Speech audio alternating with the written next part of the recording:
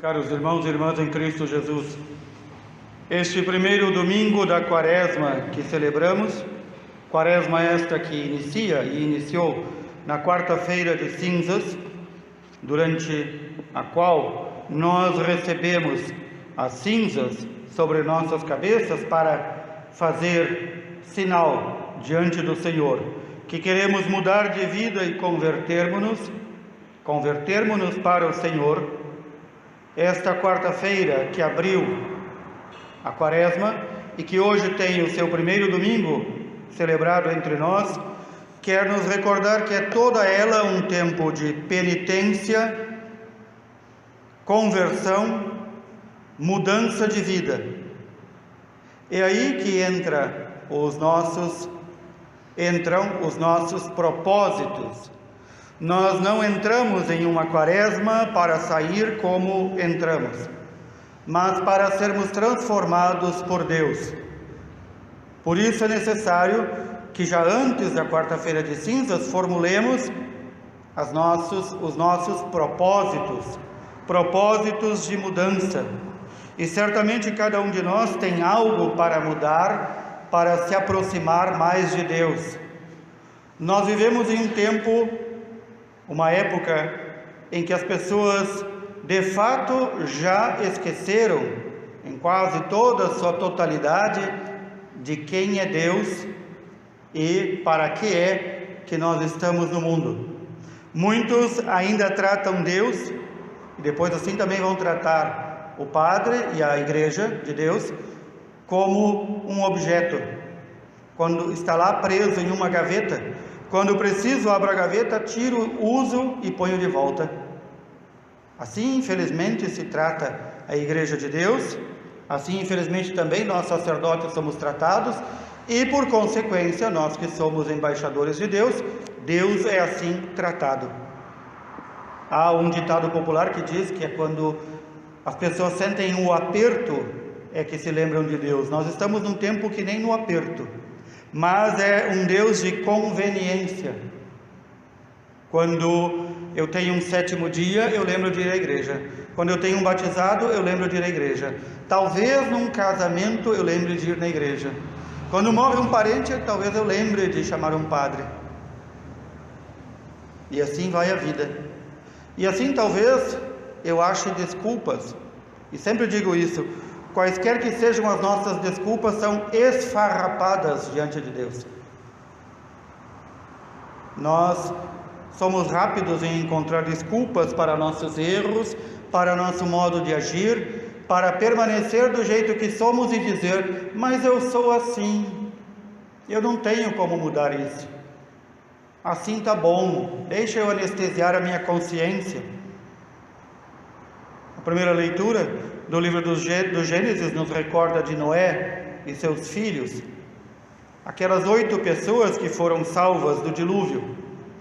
Enquanto Noé construía a arca, todos riam de Noé. A arca não foi um sinal pequeno, coube um casal de cada animal do mundo. Não foi um sinal pequeno, não foi um barquinho que Noé construiu. Todo mundo via a arca. E perguntado, Noé dizia: Deus mandou construir. E todos riam de Noé.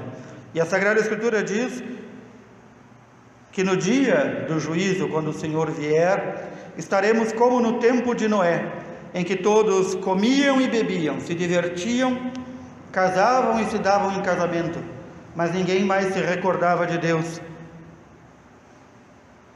No tempo de Noé, os homicídios, o mal, o pecado, todas aquelas atitudes que hoje são louvadas como modernidade, coisas que a modernidade nos trouxe, já no tempo de Noé eram louvadas como comportamentos dignos, embora indignos aos olhos de Deus. E Deus salva estas 8 pessoas, não porque elas fossem melhores. Entre essas 8 pessoas, apenas Noé foi encontrado justo diante de Deus, e mesmo assim Noé, ao sair da arca, cai no pecado da embriaguez. A Sagrada Escritura nos diz apenas 8 foram salvos. Para a Sagrada Escritura os números são muito importantes. Não foram 9. 9 no hebraico se diz tzadek, que significa também 9 e significa justo. Não foram 9 justos que foram salvos. Foi um justo com outros 7 piores que ele.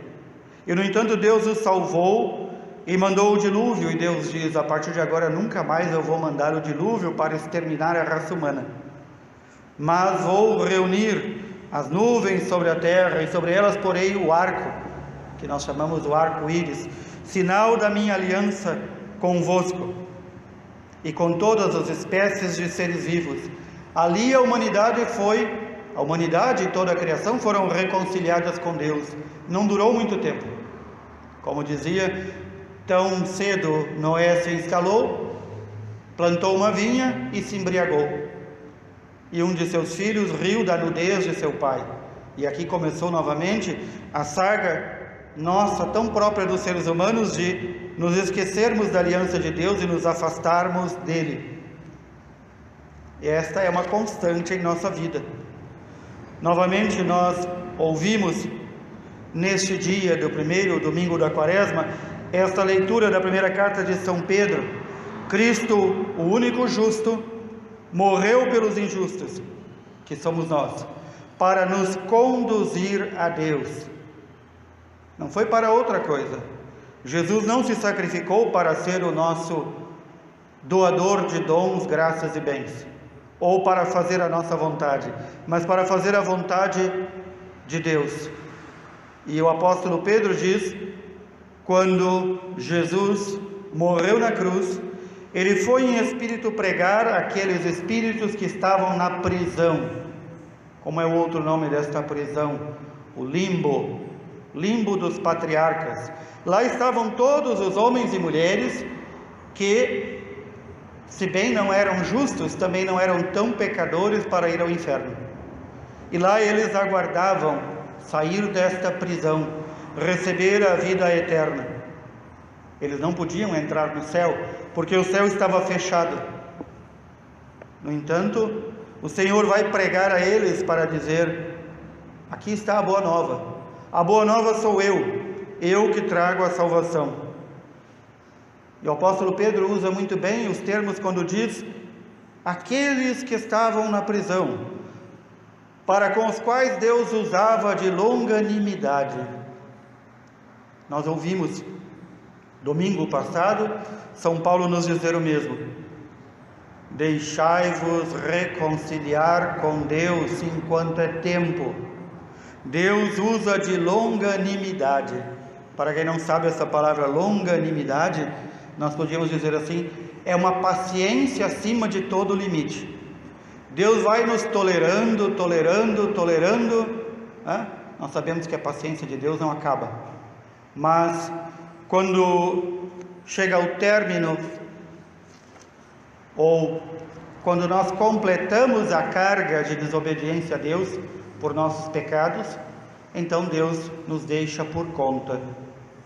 Por isso, os santos padres já nos ensinavam, os apóstolos nos ensinavam e os santos nos ensinam que Deus permite uma certa cota de pecado a cada um de nós.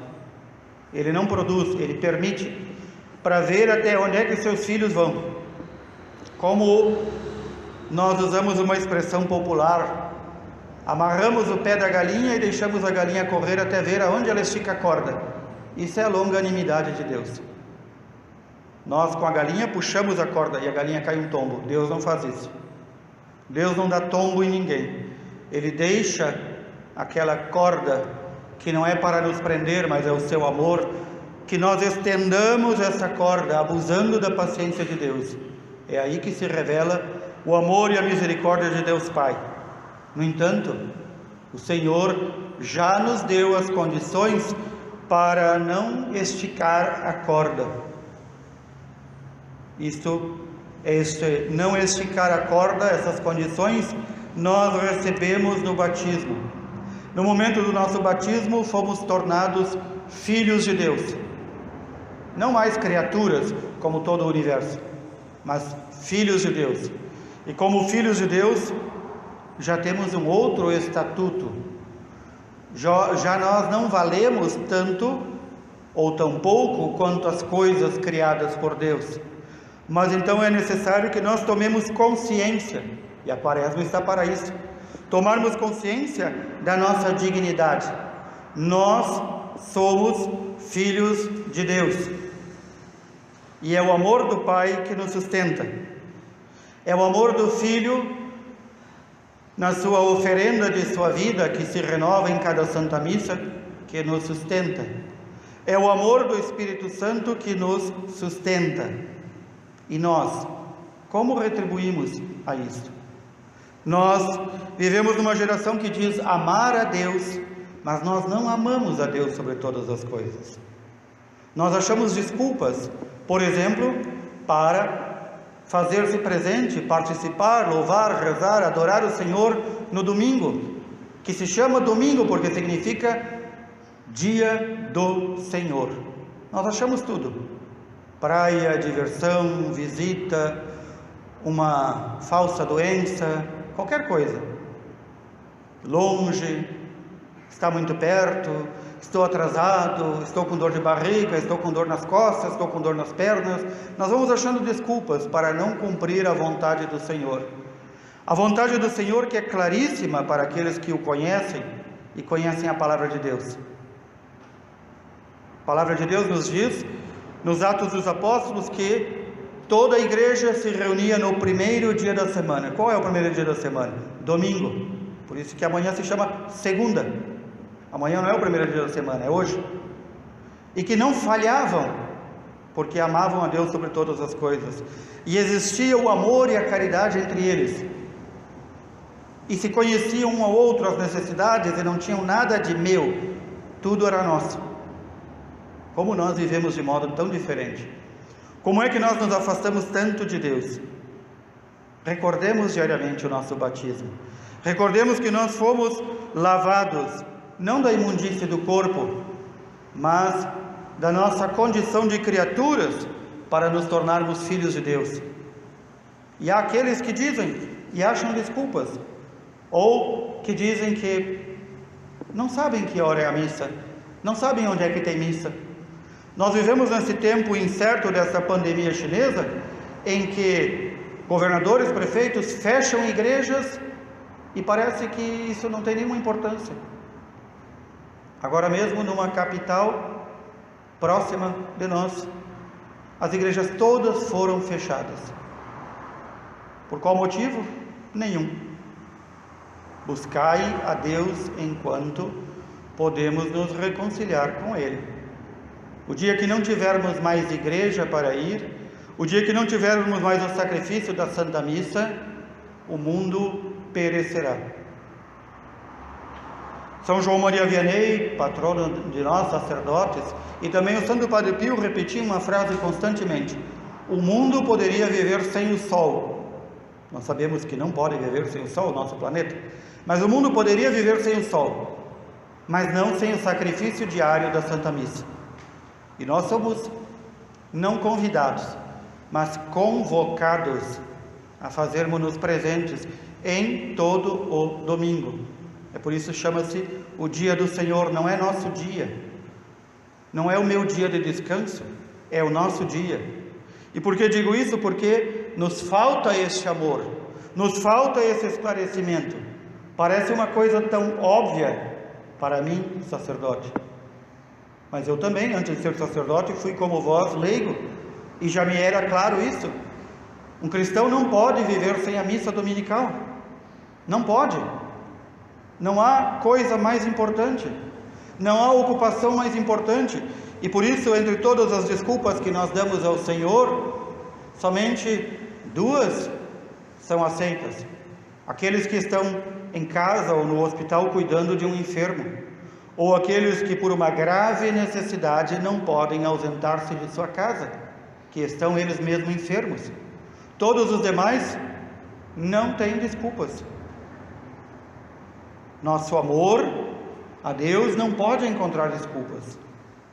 Aquele que ama não pode encontrar desculpas diante do amado. Pode desculpar o amado, mas não pode encontrar desculpas diante do amado. De Deus nós não temos nada a desculpar. Deus não erra, Deus não falha, Deus é Deus, nós não somos Deus. E se o domingo é dia do Senhor, nós devemos rendê-lo ao Senhor. São João Paulo II, nosso querido Papa, ele dizia: o domingo é dia do Senhor e dia da família. Vejam, dia do Senhor e dia da família. Primeiro do Senhor, depois da família.